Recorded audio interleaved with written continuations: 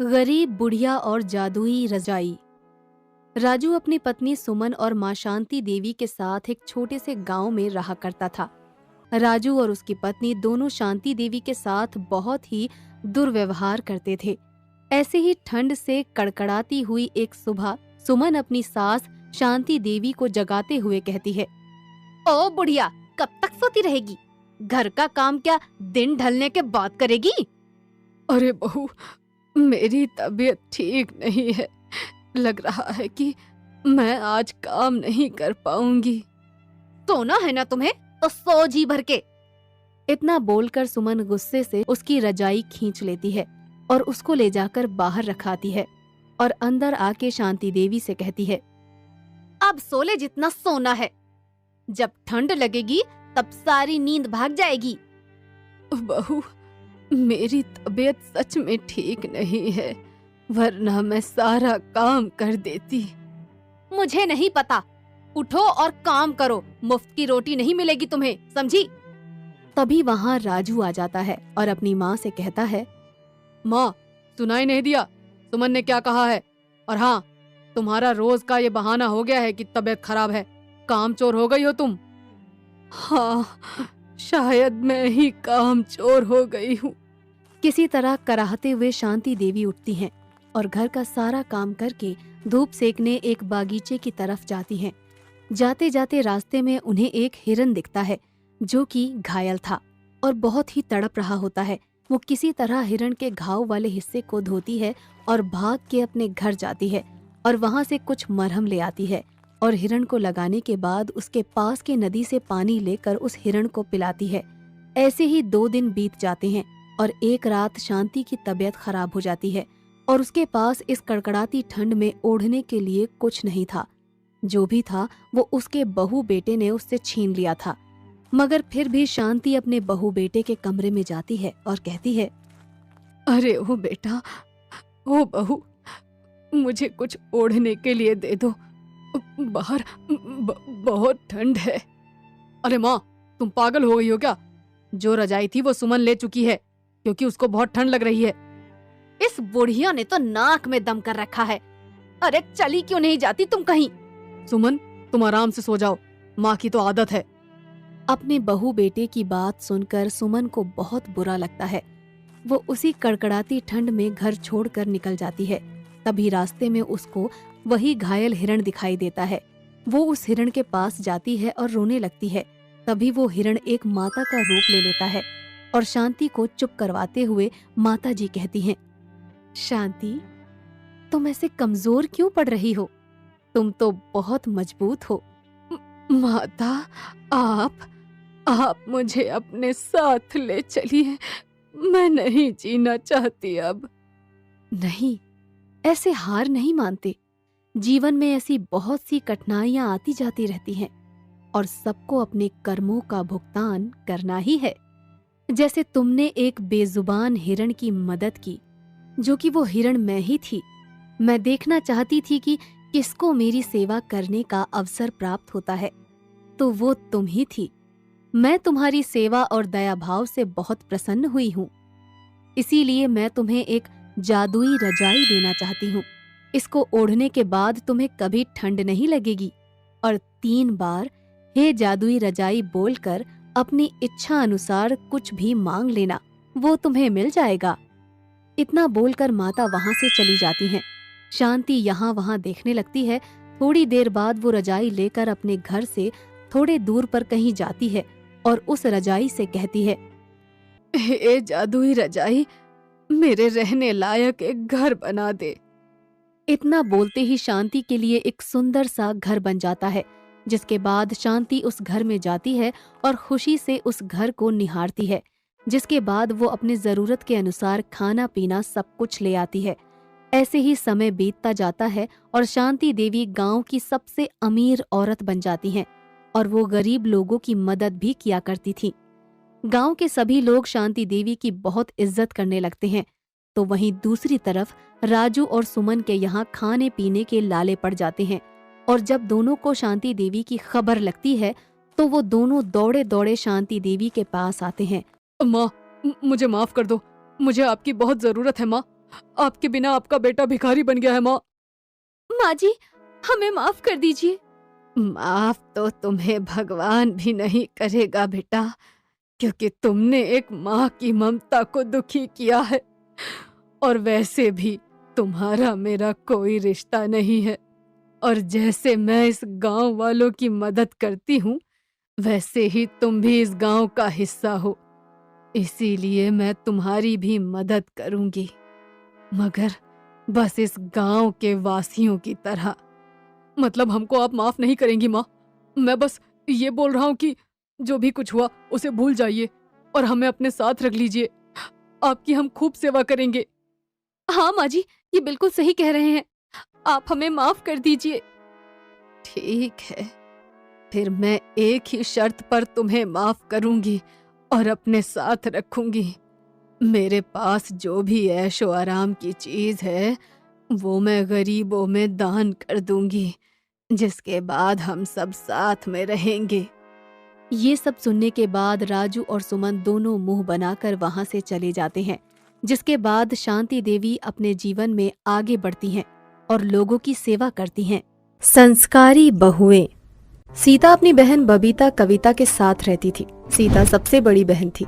उनके माता पिता का देहांत हो गया था। वो बहुत ही गरीब थी, लेकिन गरीब होने के बाद भी वो तीनों बहनें एक साथ खुशी से रहती थी।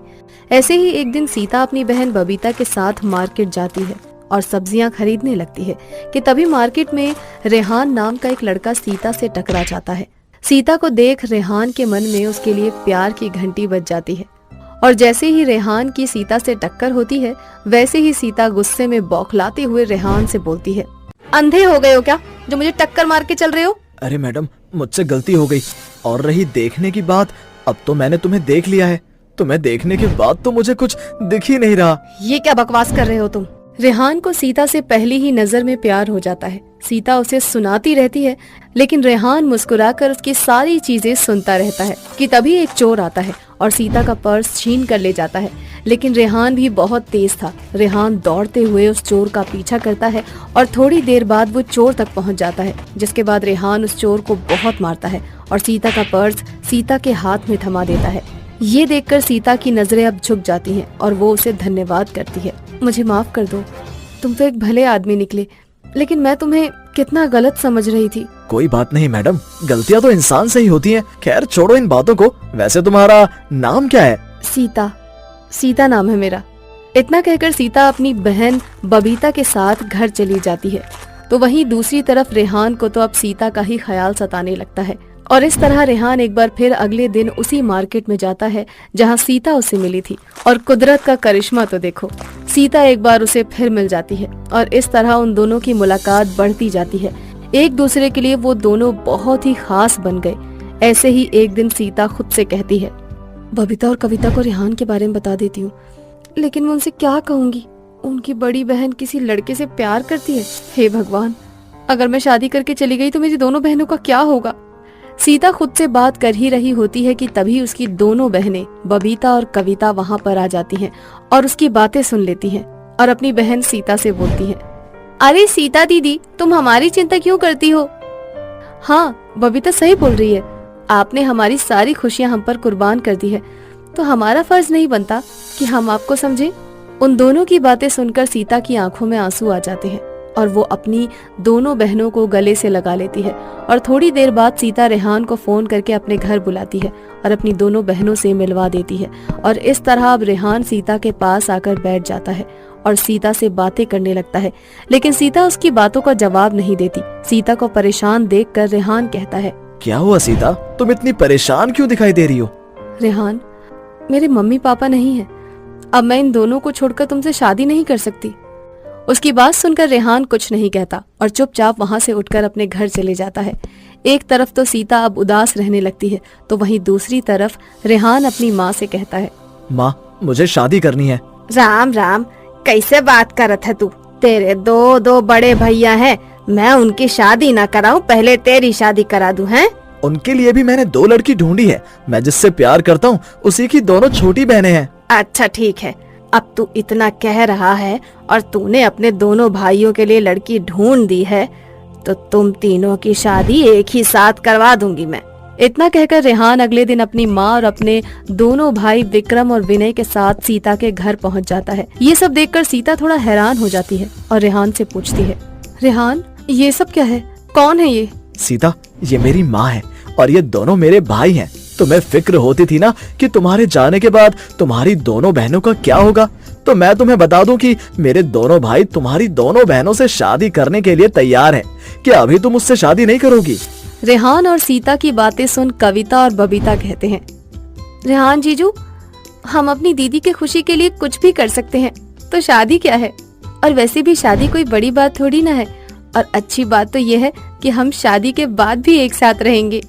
इतना कहकर अब सभी लोग राजी खुशी से शादी के लिए तैयार हो जाते हैं और अगले कुछ दिनों बाद उन तीनों की शादी हो जाती है। सीता, बबीता और कविता तीनों ही अपने घर की जिम्मेदारियां अच्छे से संभाल लेती हैं, लेकिन उन तीनों की सास कांता को तीनों लड़कियां बिल्कुल भी पसंद नहीं थी और इसीलिए कांता हमेशा आए दिन उन तीनों को एक साथ ताने मारा करती थी और उन पर बहुत अत्याचार करती थी।